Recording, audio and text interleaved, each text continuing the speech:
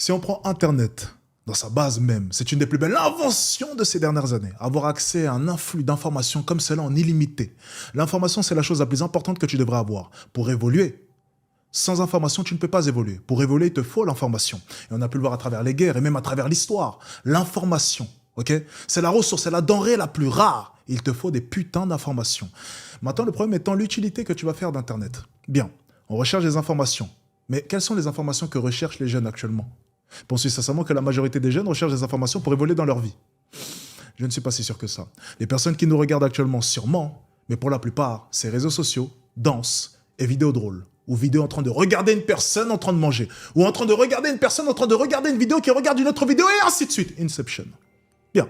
L'utilisation d'Internet à l'heure actuelle, c'est tout simplement ridicule. Prendre cet outil, qui à la base était quelque chose d'exceptionnel et qui aurait pu servir à l'humanité, et le transformer en quelque chose de ridicule. Et tu sais, j'évoquais le point au début, qu'Internet te donne accès à un influx d'informations illimité. Eh bien, là est tout le problème. C'est que les bonnes informations, les informations qui seront utiles dans ta vie sont mélangées aux informations qui ne servent à rien. Et la réalité des choses, c'est que les informations qui ne servent à rien sont bien plus divertissantes et produisent bien plus de dopamine. Et qu'adore ton corps humain? La dopamine. Du coup, comment tu peux expliquer que certaines personnes, je veux dire la grande majorité sur Twitter, dès qu'elle voit une information, elle va se focaliser dessus, elle va dire que c'est la vérité alors que c'est pas du tout la vérité? Touché. Je le prends personnellement. Très bonne question. Ce qu'il faut comprendre simplement, c'est quoi? C'est que tu te retrouves devant un tweet. Que l'information soit bonne ou mauvaise, ce qui compte, c'est que ça fasse polémique. C'est que les gens réagissent. C'est que tu vois des commentaires, des gens interagir. Par contre, aller rechercher directement sur Internet si l'information est bonne ou mauvaise, c'est bien moins divertissant. Rappelle-toi, les gens adorent la dopamine. Les gens sont accros à cela. Les gens adorent le divertissement. Les gens adorent la réaction, la polémique. Par contre, faire l'exercice d'aller rechercher si ton information est véridique ou non, c'est ennuyeux. Ils ne se prêteront pas à cet exercice. Ils ne le feront pas. Et donc ce tweet deviendra une fatalité. Quoi qu'il en soit, c'est une réalité absolue, c'est une vérité absolue pour eux. Et encore mieux s'ils te détestent. Lorsqu'ils te détestent, alors là, n'en parlons pas. Tout devient une vérité absolue. On a pu le voir il y a quelques temps. Alexis Tjens n'a pas payé un tel. Personne n'est parti vérifier. Encore une seconde fois, tu verras, bientôt. Alexis Tjens a violé un tel. Personne n'ira vérifier. Personne. Les gens se fichent éperdument de cela. Les gens veulent juste se divertir. Et lorsque tu comprends le monde d'Internet, et surtout lorsque tu comprends à quel point est-ce que Internet a rendu débile 99% de la population, tu le prends à la rigolade. Parce que tu comprends à quel point est-ce qu'il faut avoir atteint un haut niveau d'esclavage pour prendre une information et en faire une vérité absolue, sans même s'être documenté ou informé. Donc, comme tu le soulèves, vu que les personnes prennent à la lettre toutes les informations qu'il y a sur Internet, au final, comment le système utilise Internet à son avantage? C'est toi et moi, dès maintenant, on marche dans la rue, ok? Et on cherche à se faire remarquer. On danse comme des zigotos. On a l'attention de toute la rue. Mais qu'un accident intervient, que se passe-t-il? L'attention est dirigée vers l'accident. Exactement. Et donc, que fait le système? Au premier problème, à la première polémique, l'information est utile. Qu'elle soit bonne ou mauvaise, cela permet tout simplement de diriger l'attention vers un autre problème. On déplace à chaque fois le débat, et tu peux le remarquer au quotidien. C'est un exercice auquel se prête l'État, et il s'y prête plutôt bien. Dès qu'il y a une problématique, dès qu'il y a un grand problème, dès qu'on veut faire passer une loi de manière discrète, et qu'ils se mettent à voter sans même notre consentement, là, bizarrement, une polémique pop. Une dans les journaux, une nouvelle affaire. Un tel a violé un tel a tué un tel, ainsi a fait un tel, monsieur a fait ceci, monsieur a fait cela, et le réel débat est déplacé. Et ce qui est assez drôle à observer, c'est la manière dont les personnes arrivent à oublier. L'amnésie dont font preuve 99% des gens présents sur Internet. Ils sont tellement baignés dans un afflux d'informations qu'à la moindre nouvelle information ou même nouvelle polémique, ils oublient. Arrivé à ce niveau-là, arrivé à ce niveau où tu es tellement submergé par tout un tas d'informations qui n'ont pas réellement d'utilité, que tu en viens même à oublier les informations les plus importantes pour ta vie et ton quotidien. Voilà à quel point est-ce que le système a réussi à manier Internet pour faire en sorte que ce soit une des premières armes de destruction massive pour endormir le peuple. Pour te prouver à quel point est-ce que mon point est véridique, prenons simplement l'exemple du Covid. Chaque jour, une nouvelle information. Et cette information pouvait être en totale contradiction avec l'information de la veille. Mais personne ne se posait de questions.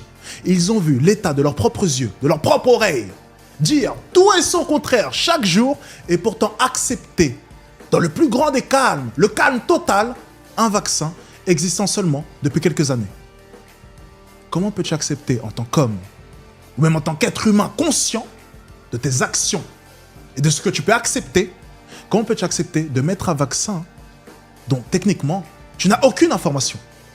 Comment peux-tu accepter de recevoir un vaccin venant d'une personne ou même d'un État qui est en mesure de pouvoir dire tout et son contraire chaque jour? Chacune de leurs mesures était dérisoire, chacune de leurs mesures n'avait pas réellement de sens. Tu as 19 ans, tu ne peux pas être affecté par le Covid, ou bien le Covid ne te tuera pas? Bien, reste chez toi. Ça a du sens pour toi tout cela? Et pourtant, tout le monde a accepté cela, dans le plus grand des calmes, comme si de rien n'était. Voilà où on en est.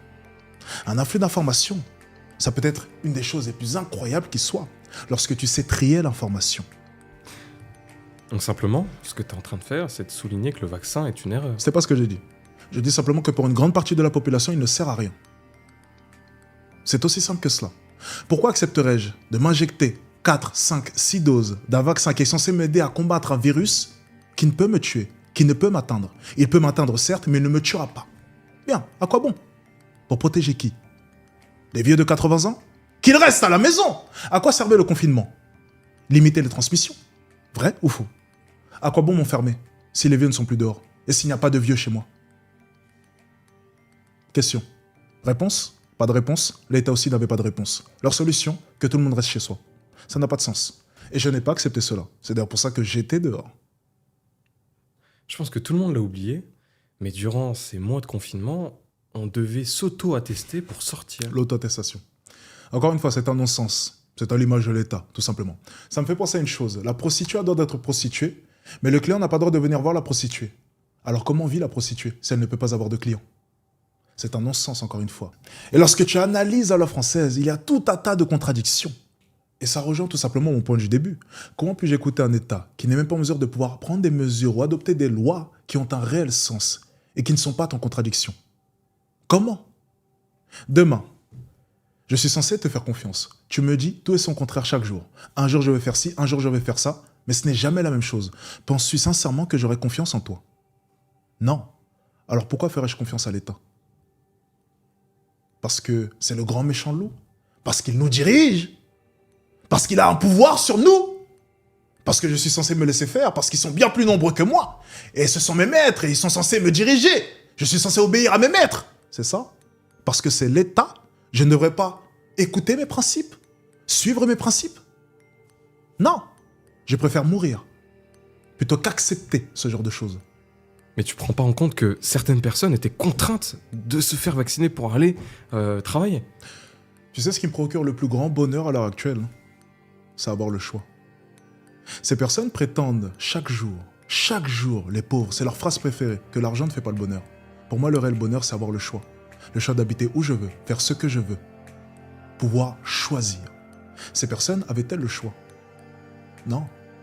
Et pourtant, c'est ces mêmes personnes qui viennent m'accuser, qui viennent me traiter, qui viennent me critiquer sur le fait que je dise que l'argent te permet de pouvoir acquérir le choix. Le choix qui te lie au bonheur. Si tu te sens heureux, c'est parce que tu te sens libre. Si tu es libre, c'est que tu as le choix. Mais ces personnes n'avaient pas le choix. Et ces personnes n'ont jamais eu le choix. Alors, ce que j'aimerais simplement dire à toutes ces personnes qui viendraient me dire qu'effectivement, elles avaient besoin d'aller travailler, eh bien, vous voyez, voilà une bonne raison pour faire de l'argent et acquérir le bonheur, le vrai bonheur, le bonheur où tu as le choix. Pas où tu te lèves chaque jour pour faire du 9h à 17h et écouter un boss et devoir t'injecter du poison dont tu ne sais même pas la provenance. Simple question, penses-tu sincèrement que la vie est faite pour être simple? Non. Penses-tu sincèrement que ta vie aurait plus de saveur si elle était simple? Non. Alors pourquoi vouloir la simplicité?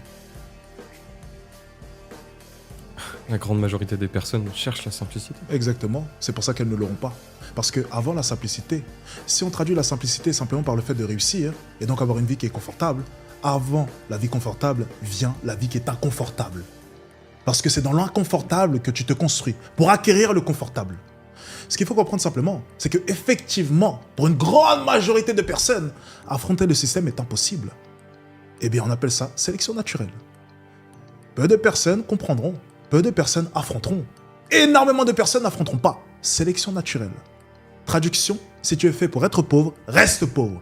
Si tu es né pauvre et que tu veux devenir riche, deviens riche. Mais tout est une question de sélection. Nous ne pouvons pas pleurer indéfiniment pour toutes les personnes qui n'ont pas eu le courage d'affronter le système. C'est la sélection naturelle. Je ne me sens pas triste pour toutes ces personnes qui ont été forcées de faire le vaccin. ou bien toutes ces personnes qui n'arrivent pas à affronter le système, ou même toutes ces personnes qui vont rester dans le dîner vers 17h. Je ne ressens aucune pitié parce que je comprends ce monde. Le monde est fait ainsi. Il y a des petits animaux qui se font manger par des plus gros, et ainsi de suite, jusqu'à arriver au top. Ça a toujours été comme cela. Le monde a toujours été injuste. Les mouches ne pleurent pas de ne pas avoir été des lions. La nature est faite ainsi. Et donc, tu ne trouves pas ça triste qu'une grande majorité de personnes n'arrivent pas à confronter le système, alors que toi, tu y arrives?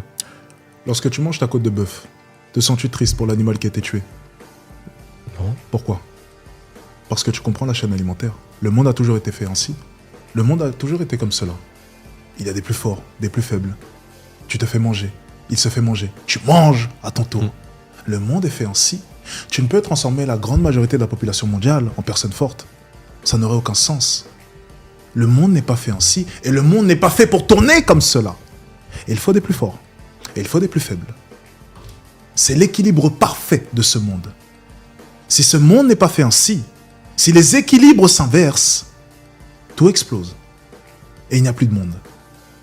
L'être humain est très bien fait. La Terre est très bien faite. L'univers est très bien fait. C'est un parfait équilibre.